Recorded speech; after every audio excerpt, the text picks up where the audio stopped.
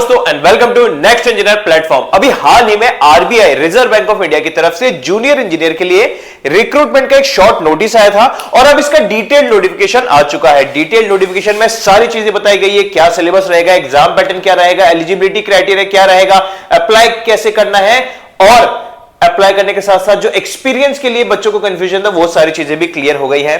देखिए ये है आरबीआई की ऑफिशियल वेबसाइट। यहां पर आपको जो recruitment for the post of junior engineer civil slash electrical in Reserve Bank of India, इस नोटिफिकेशन का पीडीएफ भी मिल जाएगा और डिटेल्ड नोटिफिकेशन भी आपको आरबीआई की वेबसाइट पे मिल जाएगी। काफी बच्चों को कंफ्यूजन है कि सर ये नोटिफिकेशन के लिए अप्लाई कहां से करना है और बाकी की सारी चीजें, तो इसका लिंक हम वीडियो के डिस्क्रिप्शन में लगा देंगे। अब देखिए थोड़ा सा 2 मिनट में थोड़ा समझ लेते हैं कि देखिए क्या क्या चीजें बताई गई है। देखिए जूनियर इंजीनियर की पोस्ट है और केवल सिविल और इलेक्ट्रिकल के स्टूडेंट्स अप्लाई कर सकते हैं। जो इसके फॉर्म है 30 दिसंबर 2024 से भरने चालू हो चुके हैं और लास्ट डेट है इसकी 20 जनवरी 2025। ठीक है, 20 जनवरी 2025 से पहले पहले आपको फॉर्म भर देना है और इसका एग्जाम अभी शेड्यूल्ड है 8 फरवरी 2025 को। मतलब 8 फरवरी को इसका एग्जाम होगा, 1 महीने बाद इसका रिजल्ट भी आ जाएगा। ठीक है, अब देखिए 8 फरवरी को इसका एग्जाम है। इसके बाद अब ये जो डेट है अभी ये टेंटेटिव मतलब एक्सपेक्टेड डेट है, अगर इसमें कुछ भी आगे पीछे हुआ तो ये आपको इन्फॉर्म कर दिया जाएगा। अब वैकेंसी कितनी है, चलिए आइए वो देख लेते हैं। देखिए अब अगर हम वैकेंसी की बात करें तो सिविल इंजीनियरिंग के लिए बात करते हैं तो अलग अलग कैटेगरी वाइज और अलग अलग जोन वाइज यहां पर टोटल वैकेंसीज गिवन है। मतलब सिविल इंजीनियरिंग की अगर मैं बात करूं तो टोटल 7 वैकेंसीज हैं। इलेक्ट्रिकल इंजीनियरिंग के लिए बात करूं तो टोटल 4 वैकेंसीज हैं। SC category, ST category, OBC, EWS, general, 30 सारी अलग अलग कैटेगरी वाइज अलग अलग जोन वाइज यहां पर वैकेंसी बताई गई है। अब जोन मतलब देखिए आरबीआई ने पूरे इंडिया में जो अलग अलग बैंक्स हैं उसमें 5 जोन में डिवाइड कर रखा है, east zone, west zone, north zone, south zone और सेंट्रल जोन।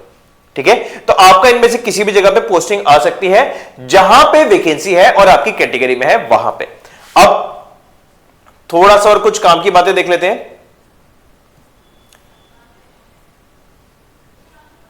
अब देखिए नेक्स्ट डायरेक्टली काम की बात करते हैं इसकी एलिजिबिलिटी क्राइटेरिया और जॉब डिस्क्रिप्शन की। सबसे पहले आप लोगों को कंफ्यूजन होगा कि सर आरबीआई तो एक बैंकों का बैंक है, अब यहां पे जूनियर इंजीनियर क्या करेगा? तो दोस्तों यहां पे जैसे सिविल इंजीनियरिंग में जो जूनियर इंजीनियर होगा उनका काम होगा handling and supervision of civil construction, maintenance, interior work of building related to infrastructural system and other related jobs in office buildings and residential colonies. मतलब आरबीआई के जो ऑफिसेज हैं, आरबीआई के जो रेसिडेंशियल क्वार्टर्स हैं, उन सबका कंस्ट्रक्शन आपको देखना होगा सिविल वाले बच्चों के लिए और इलेक्ट्रिकल वाले बच्चों के लिए कि उन सभी बिल्डिंग्स, क्वार्टर्स में जितना भी इलेक्ट्रिकल वर्क है, जैसे electrical, electromechanical work, electrical installation work, अलग अलग सिस्टम्स का जो वर्क होगा, ये सारा इलेक्ट्रिकल के स्टूडेंट्स को देखना है। ठीक है, एलिजिबिलिटी क्राइटेरिया की अगर मैं बात करूं तो सबसे पहले एज लिमिट की बात करते हैं। मिनिमम एज 20 साल होनी चाहिए, मैक्सिमम 30 साल होनी चाहिए। ठीक है, मतलब मैक्सिमम एज जो 30 साल है ये 1 दिसंबर 2024 तक काउंट की जाएगी। 1 दिसंबर 2024 तक आप मैक्सिमम 30 ईयर्स होने चाहिए, लेकिन अलग अलग रिजर्व कैटेगरी में अलग अलग अपर एज लिमिट में रिलैक्सेशन दिए गए हैं। नेक्स्ट एजुकेशनल क्वालिफिकेशन की आप बात करें तो देखिए यहां पर डिग्री और डिप्लोमा दोनों एलिजिबल है। मतलब सिविल में आपके पास डिग्री या डिप्लोमा है तो आप एलिजिबल हो, इलेक्ट्रिकल में भी अगर आपके पास डिग्री या डिप्लोमा है तो भी आप एलिजिबल हो। इलेक्ट्रिकल वाले स्टूडेंट्स के लिए एक चीज ये, डिग्री और डिप्लोमा आपका इलेक्ट्रिकल में भी चलेगा, इलेक्ट्रिकल एंड इलेक्ट्रॉनिक्स इंजीनियरिंग में भी चलेगा। ठीक है, नेक्स्ट अब देखिए जो मिनिमम परसेंटेज है वो यहां पे फिक्स कर दिया गया है कि आप जिस भी कैटेगरी में आपको 65% चाहिए एग्रीगेट, अगर आपने डिप्लोमा किया हुआ है और अगर डिग्री किया हुआ है तो 55% एग्रीगेट माना जाएगा। अब परसेंटेज एग्रीगेट कैसे माना जाएगा? देखिए 60% मतलब अगर आपके कॉलेज में सीजीपीए सिस्टम है तो 6.75 या उससे ऊपर सीजीपीए होना चाहिए। 55% मतलब 6.25 सीजीपीए या उससे ज्यादा, 50% मतलब 5.75 सीजीपीए। ठीक है, अब एक चीज और, यहां पे फ्रेशर्स अप्लाई नहीं कर सकते, आपको थोड़ा सा जॉब एक्सपीरियंस जरूरी है। मतलब जो डिप्लोमा वाले स्टूडेंट्स हैं उनको कम से कम 2 साल का फील्ड एक्सपीरियंस, 2 साल का जॉब का एक्सपीरियंस होना चाहिए और जो डिग्री वाले स्टूडेंट्स हैं उनके लिए एटलीस्ट 1 ईयर का जॉब एक्सपीरियंस होना चाहिए या 1 ईयर की ग्रेजुएट अप्रेंटिसशिप ट्रेनिंग भी चलेगी किसी भी पीएसयू में। ठीक है, ये रहेगा इसका एलिजिबिलिटी क्राइटेरिया, एजुकेशनल और एज लिमिट, सारी चीजें बता दी। अब एग्जाम कैसे होगा? देखिए इसका एग्जाम में केवल 2 पार्ट है, एक इसका ऑनलाइन एग्जाम होगा और उसके बाद एक एलपीटी लैंग्वेज प्रोफिशिएंसी टेस्ट होगा। जो इसका ऑनलाइन एग्जाम होने वाला है उसमें इंग्लिश आएगी, टेक्निकल के 2 पेपर आएंगे और जनरल इंटेलिजेंस एंड रीजनिंग के पेपर आएंगे। इंग्लिश के 50 क्वेश्चन रहेंगे, 1-1 मार्क्स के रहेंगे। इंग्लिश के लिए अलग से टाइम दिया जाएगा 40 मिनट। टेक्निकल का पेपर 1 के जो 40 क्वेश्चंस होंगे 100 मार्क्स वेटेज रहेगा, उसमें टाइम दिया जाएगा 40 मिनट। टेक्निकल का जो दूसरा पेपर रहेगा उसमें भी 40 क्वेश्चन रहेंगे, 100 मार्क्स का वेटेज रहेगा, उसको भी 40 मिनट। और जनरल इंटेलिजेंस एंड रीजनिंग के 50 क्वेश्चन रहेंगे, 50 मार्क्स रहेंगे और उसके लिए 30 मिनट। ठीक है, मतलब इंडिविजुअल सेक्शन की अलग अलग यहां पर इसके टाइमिंग्स रहने वाली है। अब ये जो टाइमिंग आप देख रहे हैं, मतलब ये जो आपने टाइमिंग्स देखी है, इसमें टोटल मार्क्स कितने हुए? 180 क्वेश्चन होंगे, 300 मार्क्स होंगे और टोटल टाइम ड्यूरेशन होगा 2.5 घंटा। लेकिन ये 2.5 घंटा इंडिविजुअल सेक्शन वाइज डिवाइड होगा।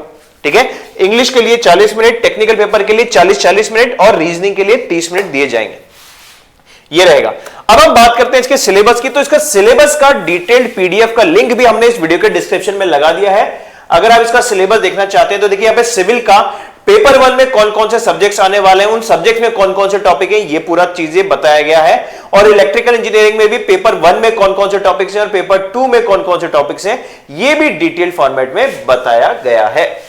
ठीक है, नेक्स्ट, अब आपका रिटन एग्जाम क्लियर होने के बाद आपका एक एलपीटी एग्जाम भी होगा, मैंडेटरी। एलपीटी मतलब लैंग्वेज प्रोफिशिएंसी टेस्ट। इसका मतलब क्या हुआ? देखिए, जैसे कि कुछ जोन्स होते हैं, जैसे कि राजस्थान, यूपी, एमपी, इन जोन्स में क्या होता है, हिंदी बोलेंगे, हिंदी लिखेंगे तो काम चल जाएगा।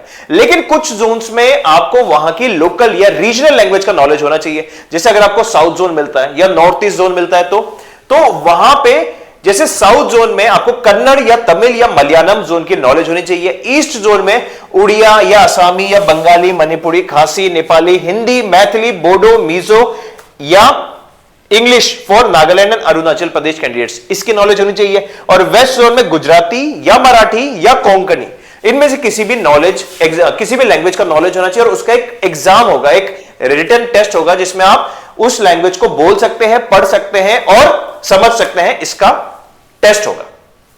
ठीक है, और ये जो बाकी का जो एग्जाम है, ये हिंदी और इंग्लिश दोनों लैंग्वेज में होगा। केवल जो इंग्लिश वाला पार्ट है, ये सेक्शन प्योर इंग्लिश में होगा। बाकी टेक्निकल और रीजनिंग सेक्शन हिंदी और इंग्लिश बाइलैंग्वेज रहेगा। ठीक है, तो दोस्तों ये थी मेजर जरूरी जानकारी। इसके जो एग्जाम सेंटर्स हैं, ये सारी डिटेल्स भी आपको यहां पर मिल जाएगी। आप इसका जो एग्जाम होगा देश भर के 20 अलग अलग सिटीज में होगा, लगभग देश भर के सारे रीजन्स कवर हैं। तो आप इसका एग्जाम सेंटर की जो प्रेफरेंस है वो भी अपने अकॉर्डिंग भर सकते हैं। जो जितना जल्दी एग्जाम भरेगा उसको उतना प्रिफर्ड एग्जाम सेंटर मिलने के चांसेस रहेंगे। ठीक है, तो दोस्तों ये थी इसकी सारी जरूरी जानकारी, हमने यहां पर कवर कर ली है। ये पीडीएफ आप खुद भी डाउनलोड कर सकते हैं, इसका लिंक हमने वीडियो में डाल दिया है। सिलेबस का लिंक भी हमने वीडियो के डिस्क्रिप्शन में डाल चुके हैं। और इसकी तैयारी कैसे करनी है, इसके लिए आप एक purely dedicated JEE foundation batch लेंगे, जिसमें आपका टेक्निकल भी होगा, नॉन टेक्निकल भी कवर होगा। और ये सारी चीजें आपको मिलेंगे हमारे नेक्स्ट इंजीनियर प्लेटफॉर्म पे। तो नेक्स्ट इंजीनियर का एंड्रॉइड एप्लीकेशन का लिंक भी इस वीडियो के डिस्क्रिप्शन में डाल दिया गया है। उस लिंक से एप्लीकेशन डाउनलोड करें और एक फाउंडेशन जेईई बैच, जिसमें आरबीआई जूनियर इंजीनियर के साथ साथ जो अपकमिंग और जूनियर इंजीनियर के एग्जाम सब देने वाले हैं अगले 2 महीने, 6 महीने या साल भर में, उनकी भी तैयारी होगी। क्योंकि टेक्निकल सिलेबस एक बार तैयार कर लिया तो आपको पता है टेक्निकल का वेटेज हर जगह ज्यादा है। तो उसकी प्रिपरेशन के लिए आपको टेक्निकल एकदम स्ट्रांग कर लीजिए। और उसी के साथ साथ हम आपको नॉन टेक्निकल के सारे टॉपिक्स भी कवर कराएंगे, जिसमें जनरल इंटेलिजेंस से लेकर क्वांटिटेटिव एप्टीट्यूड, जनरल हिंदी हो या जनरल इंग्लिश या रीजनिंग, हर एक नॉन टेक्निकल के टॉपिक के लेक्चर्स भी आपको वहां पर मिलने वाले हैं। तो सब्सक्राइब करना ना भूलें नेक्स्ट इंजीनियर प्लेटफॉर्म पे जेईई फाउंडेशन बैच। और फर्दर अपडेट्स के लिए या मन में कोई भी सवाल हो तो वीडियो के नीचे कमेंट जरूर करें। और इसी तरीके के जॉब नोटिफिकेशन वीडियोस के लिए नेक्स्ट इंजीनियर चैनल को सब्सक्राइब करें। Thank you.